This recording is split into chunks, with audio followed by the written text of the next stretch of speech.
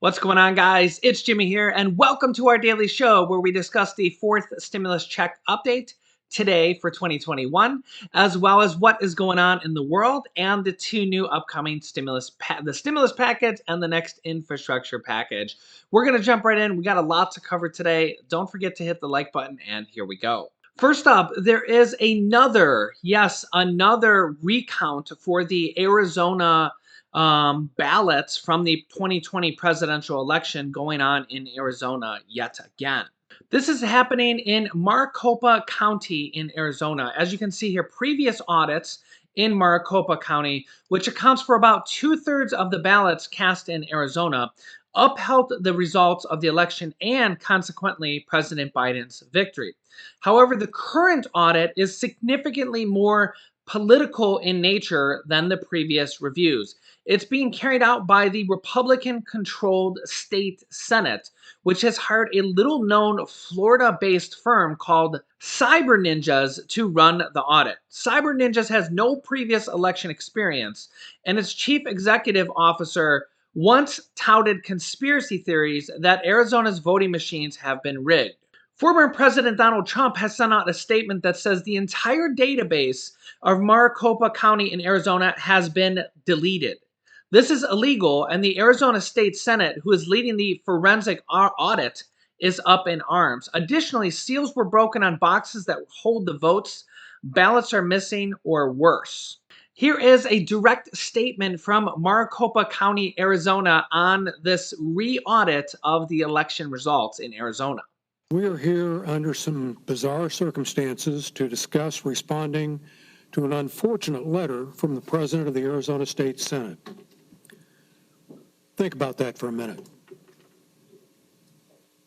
I really don't want to comment on the particulars of her assertions as much as to say they're a symptom of the problem. Today is May 17th, 2021. This board has work to do to keep up with our incredible economic and population growth. We actually solve problems, not create them. But we're here to discuss a letter from the President of our state Senate asking the board to explain itself. This board is done explaining anything to these people who are playing investigator with our constituents' ballots and equipment paid for with real people's tax dollars. People's ballots and money are not make-believe. It's time to be done with this craziness and get on with our county's critical business. So yeah, the Maricopa County, Arizona is apparently tired of re-audits and re-audits and re-audits. All of the audits that have come back have already said that the audit results are correct. President Biden is still the winner of Arizona. However, just plain conspiracy theory here, even if former President Donald Trump were to overturn the election results in Arizona, it would not make any difference. Former President Donald Trump would have to overturn 4 different states' results to have enough electoral votes to change the election results. So again, this has already happened multiple times. This is still continuing to happen. As you heard the board say, it's May. This is 6 months after the election, and they're still being forced to recount ballots. And I mean, both sides have kind of some conspiracy theories and such. But like I said, even if the Republicans were able to get the entire state overturned, it still wouldn't matter. I mean, it would matter in the fact that, yeah, they actually got it overturned and they found something. But they would have to do that in 4 states to change the election winner. Let me know your thoughts on this. Do you think they should continue to do these processes in the states where the votes were very close, or do you think it's time to move on? In addition to this, the White House has formally backed a bill to establish a 9/11 style commission to investigate what happened on January 6th. Despite Republican House leader from the Republican side, Kevin McCarthy, saying that he does not back the legislation and it should not happen. There is now 21 different Republican led governors that have now said they're going to be opting out of the $300 per week unemployment bonus. Some of these governors are going to be using the money to give back to work bonuses. But here's the 21 states. I've been getting a lot of questions. Is my state doing this? And which states are doing this? Here's a quick rundown on which states.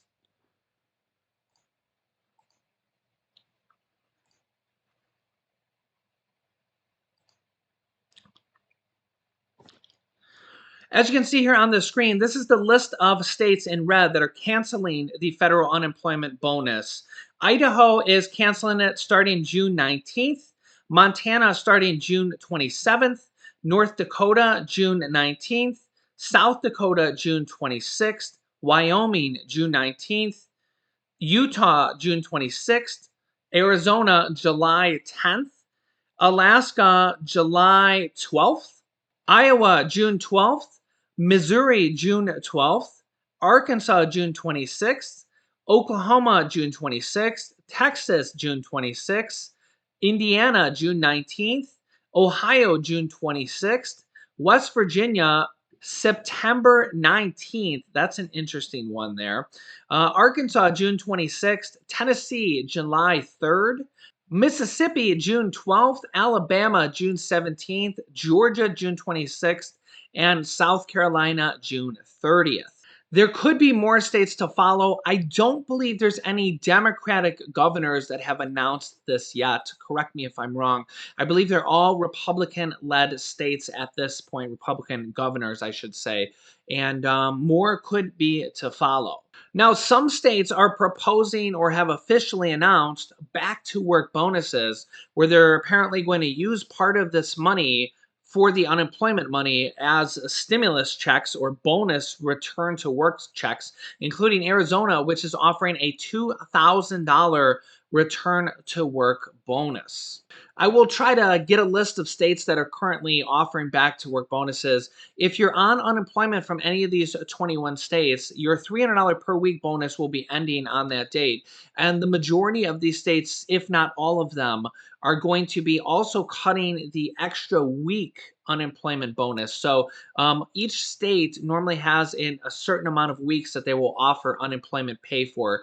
The average is 26 weeks or basically half a year.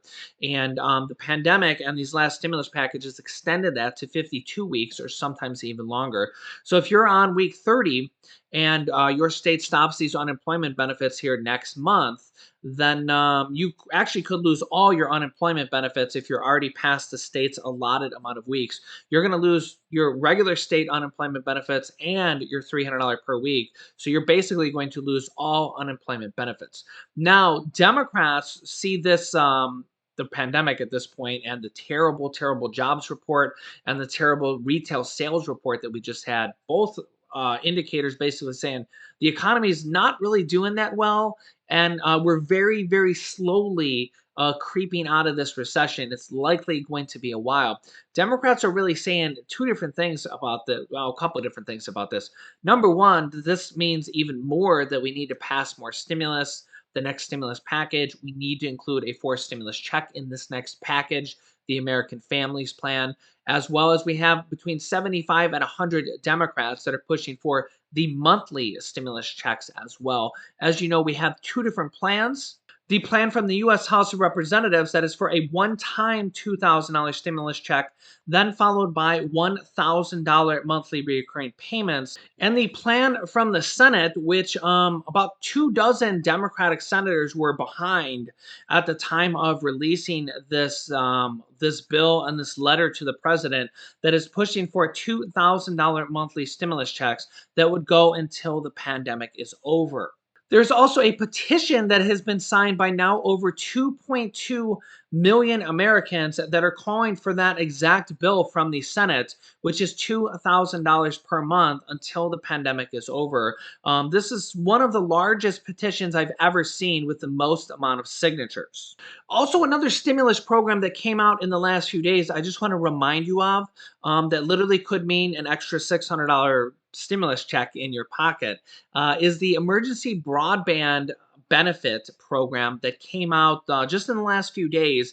I believe it's still available. And what it does is it gives you $50 per month towards your internet bill, where the federal government's going to pay $50 per month for your internet bill, broadband cable or DSL or anything like that. And yeah, what you need to do is go to this website, write this down, tell your friends, tell your families, or share this video with them. The website is getemergencybroadband.org. Getemergencybroadband.org. You'll come to this website and you can scroll down here and you can apply for it right here. It's very easy to apply. We've already had thousands of viewers get this, and it's $50 off your internet per month, $75 per month if you're on a tribal lands, and you can actually receive an extra $100 off towards as you can see here, a one-time discount of $100 towards a laptop, tablet, or desktop computer. $50 per month off your broadband service and associated equipment rentals. $75 per month if you're on a qualifying tribal lands. Just to circle back around, the Democrats are considering lawsuits to challenge these Republican governors from stopping the $300 per week unemployment bonus. It kind of feels weird to me, just kind of knowing everything I know. Like, I know that the other issue that is very, very similar to this, at least when it accounts to money, is when President Biden came into office and literally the first day halted the border wall construction. And the Republicans actually sent a letter out, and I believe there's a lawsuit on that as well, because the president is not supposed to be able to stop federally approved funds. So when Congress passes a bill, the House, the Senate, and signed by the president, in this case, the former president Donald Trump, a new president is not allowed to, or not supposed to be allowed to, stop the the stuff that's been passed by a bill. If they want to stop that, they need to pass a new bill overriding it. And this kind of seems like the same situation to me with the $300 per week bonus. Is that now? Here's the thing: is that they kind of get away with this, and I'm not saying that Biden's right or wrong, and I'm not saying these Republican governors are right or wrong, right? Because one's a Republican, one's a Democrat. So it just shows you that I'm not picking sides here. But I personally kind of think that both sides are kind of wrong there, because you're not supposed to be able to overrule Congress. That's the whole checks and balance thing, right? And the only way to do that is to pass a new law, again, with either bipartisan support or through the reconciliation process or whatever. So I think that the Democrats may have a leg to stand on if they challenge these Republican governors. But the problem is to do this, you have to go through a lengthy lawsuit on probably all 21 states. And by the time that's done, well, the benefits could already be over. So I don't know what was going to happen here. There's also a proposal. It's interesting the states are already offering these back to work bonuses, because I'm also not sure, and this is where the fine details of the law come into play, that they're allowed to take that money and offer it as a back to work bonus instead. I don't think these states are going into their own pockets to offer these back to work bonuses. There is a proposal from the Republicans in the Senate to allow them to use that money for back to work bonuses, but that's just a proposal and has not been passed yet. So I'll keep you up to date on this. But if you're on unemployment right now, it's very likely that these additional bonuses are going to be ending next month, within a few weeks, possibly for some people, if you're in one of those Republican states. Let me know your thoughts down below in the comments. Also, coming out in the near future is we're going to have states literally handing out free money in the form of state stimulus checks or mortgage assistance, rental assistance, and possibly even $25,000 in hazard pay. That is because states are going to be receiving $350 billion, and they'll be able to use this for statewide stimulus checks, $25,000 in hazard pay, or all sorts of various programs on how they want to dole out this money. They have to use a larger percentage of the money. It's different per state, and a lot of states are only going to receive half of the money at first. They'll receive all the money if they're in a high unemployment state, but the majority of states are only going to receive half the money at first, and will receive the additional half of the money later this year. This is where we're going to see the money for these statewide stimulus checks. California has already announced one. This is an expansion of one that they passed earlier in the year, the Golden State Stimulus, they call it, which is $600. It was previously passed for people in California making up to $30,000. Now they're going to expand it to California residents making up to $75,000, which Governor Newsom says will actually expand to 25 million people, or around 2/3 of all Californians. What's interesting here, check this out too. Breaking news: Santa Clara County, California is mandating workplaces to track employees' vaccination statuses. Yeah, to track employees' vaccination statuses. And that kind of goes along with the battle we're seeing right now of the CDC says you don't have to wear a mask indoors if you've been fully vaccinated. Well, how do you know who's been fully vaccinated? If you have an employee come to work and they're not wearing a mask, are they allowed to do that? Are you even allowed to ask if they've been vaccinated? Is that considered medical records? And you've just seen there on the screen that the Santa Clara County has just is mandating workplaces to track employees' vaccination statuses. Yeah, very, very interesting there. I know we're seeing a lot of businesses that are requiring, like Carnival Cruise Lines is actually thinking about pulling out all their ships out of California completely because they want to require a vaccination to go on their cruise ship. And a lot of their cruise ships are based out of Florida.